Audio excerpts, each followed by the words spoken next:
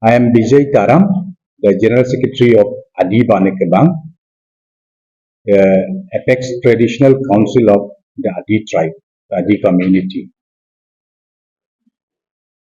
कुछ दिन पहले यहाँ पे एक युवती जिन्होंने अपने आप को सियांग इंडिजिनियस फार्मर्स फोरम का लीगल काउंसिल लीगल एडवाइजर बताया, उन्होंने कुछ सवाल आदि बानेकेबांग के अथॉरिटी, ऑथेंटिसिटी एंड फंक्शनिंग्स के ऊपर उठाया। यहाँ पे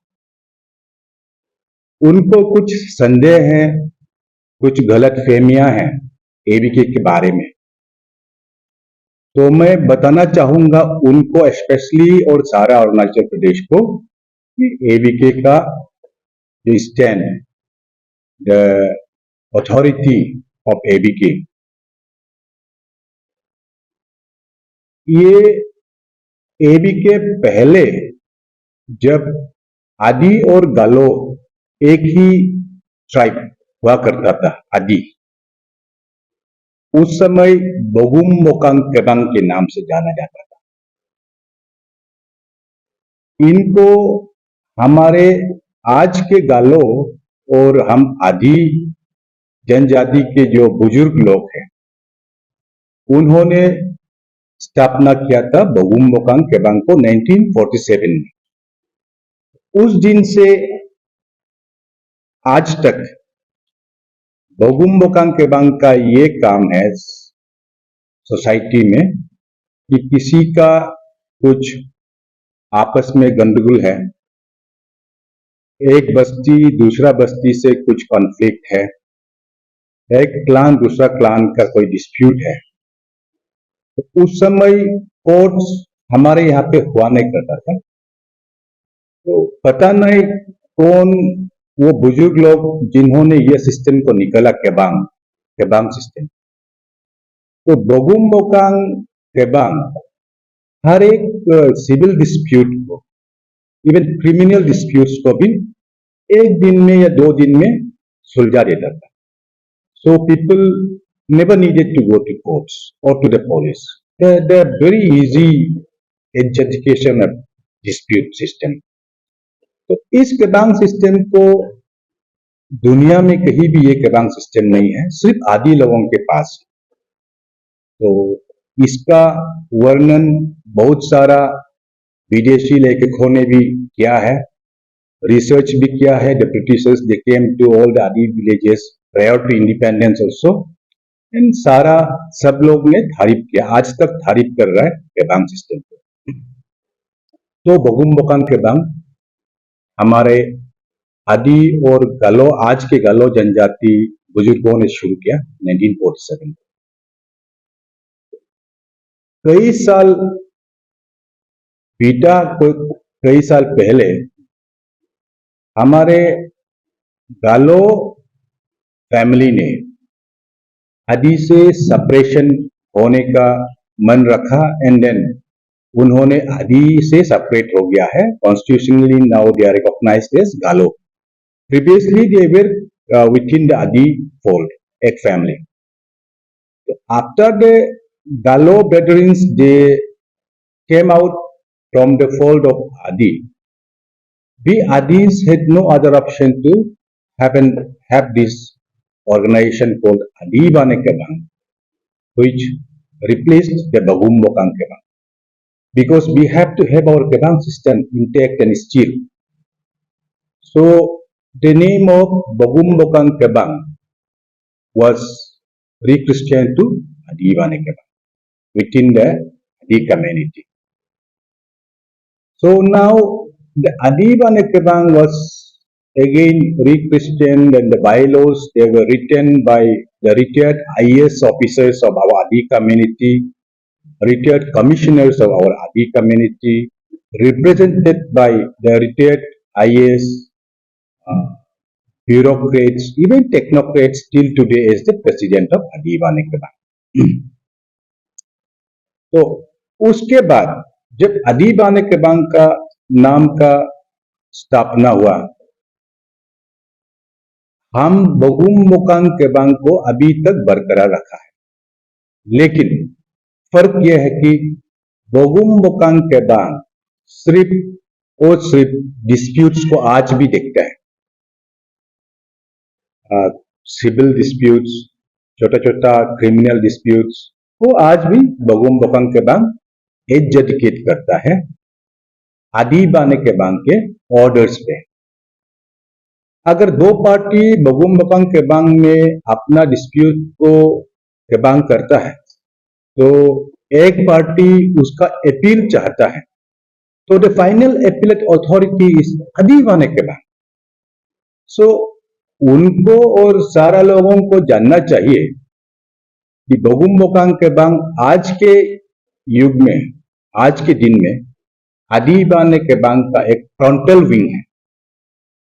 आदि बाने केबांग का बहुत सारा फ्रंटल विंग्स है, जैसे बगुम बोकांग केबांग हो गया, आदि बाने आने केबांग द वुमेन्स विंग, आदि बाने केबांग यूथ विंग, आदि स्टूडेंट्स यूनियन, आदि आगोम केबांग,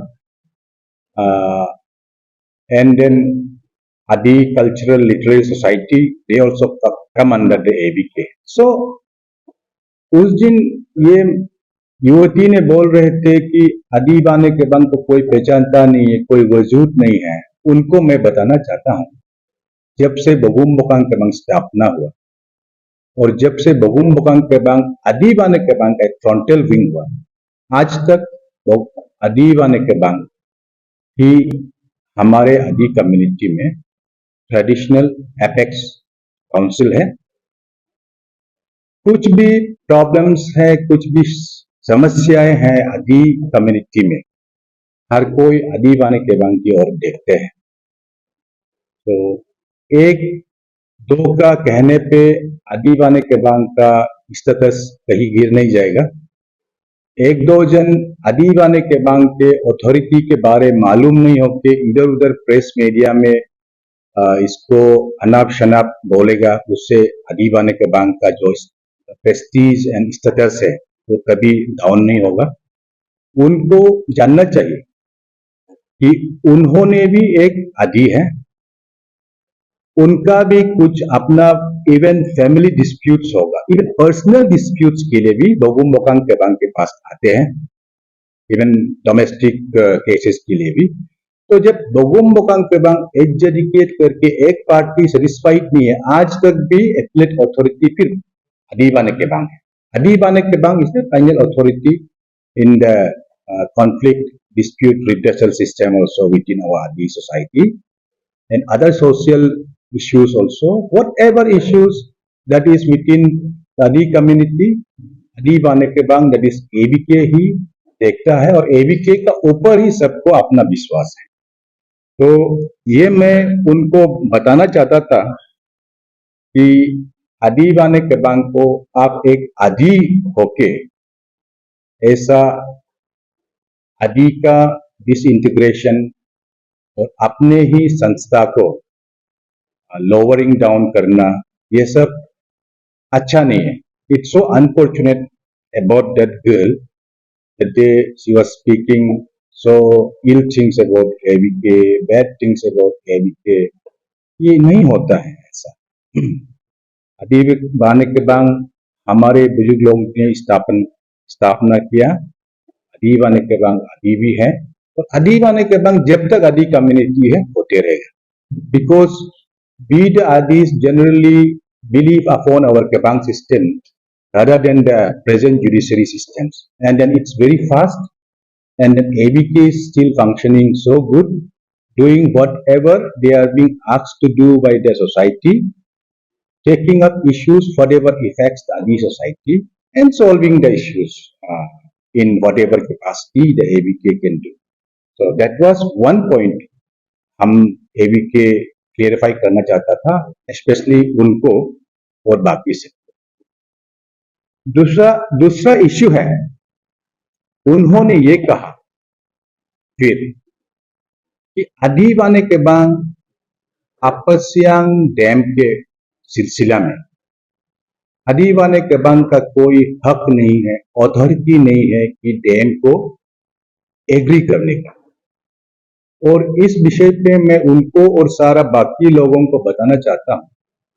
अदीबाने केबांग ने अपसियांग मल्टीपर्पज डैम को बनाने का कोई ऑर्डर या एग्रीमेंट या नोट किसी को नहीं दिया। उनको ये जानना चाहिए।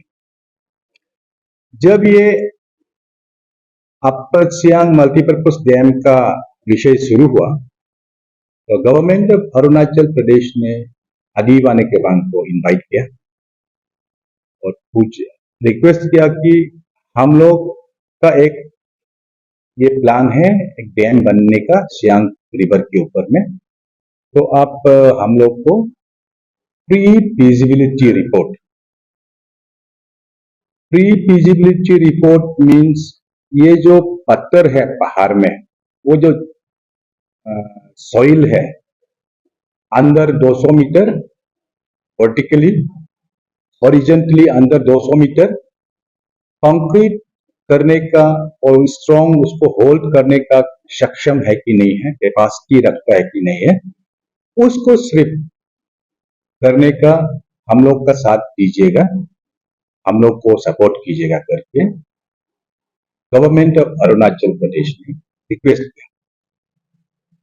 तो उसमें अदीबाने केबांग ने हाँ नहीं किया स्ट्रेट इन द मीटिंग, उस मीटिंग में।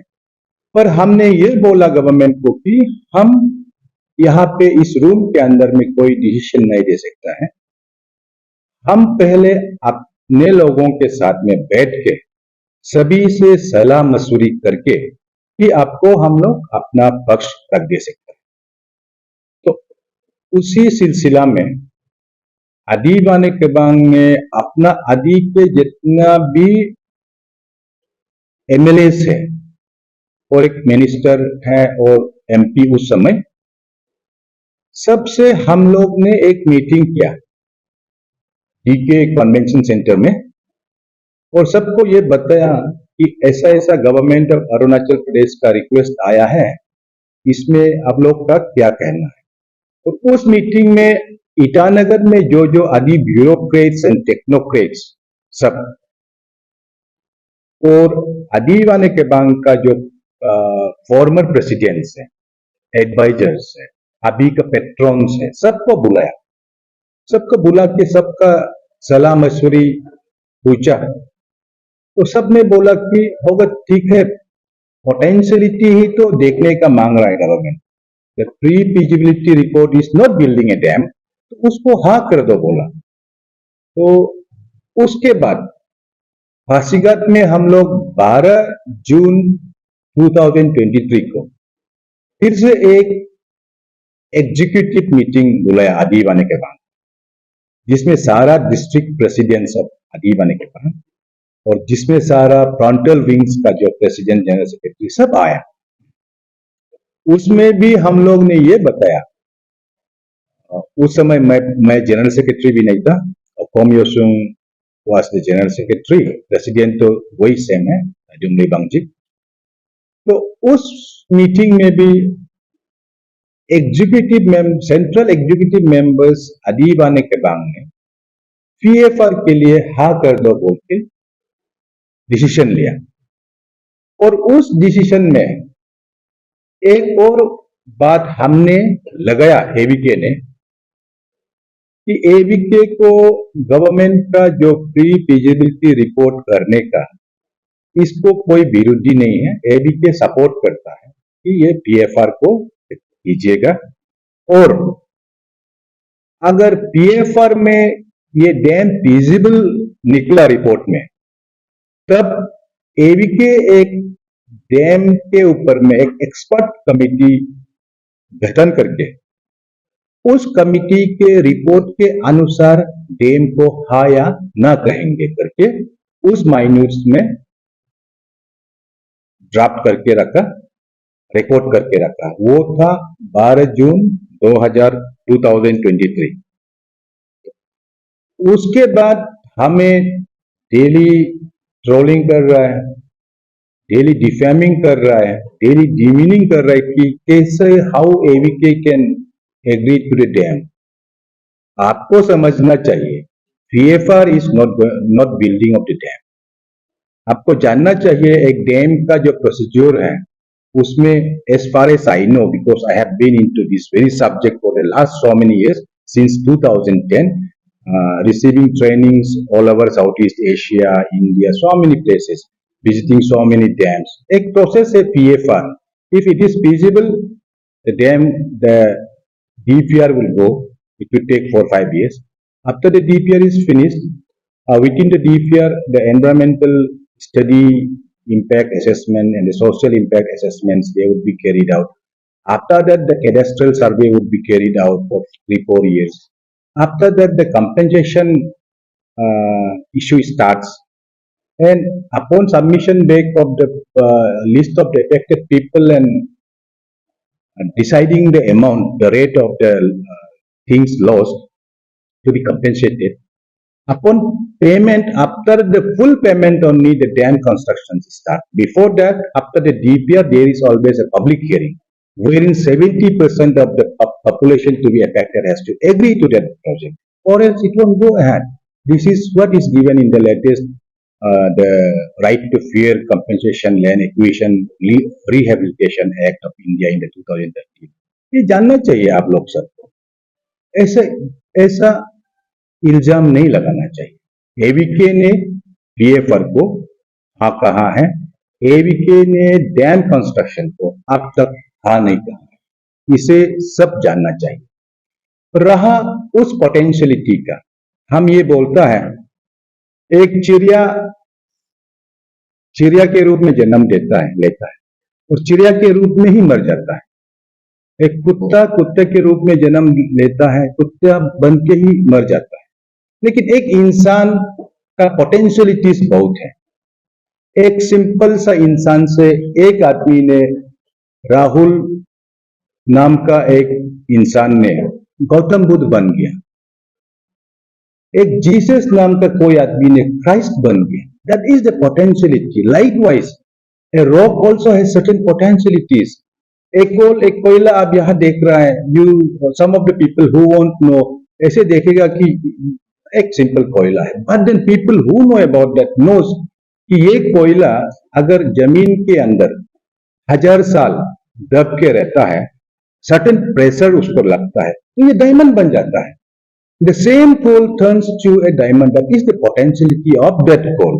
And आज तक भी scientifically एक कोयले का और एक डायमंड का there has no elemental differences. The same elements are present in a diamond and the same elements are in a coal. So ये कोई खराब बात नहीं होता है कि हम आदि अपना पहाड़ जमीन का पोटेंशियलिटीज क्या है इसे जानने में. अगर हम अपना पोटेंशियलिटीज जानने से हमको तो एडवांटेजेस ही लगता है.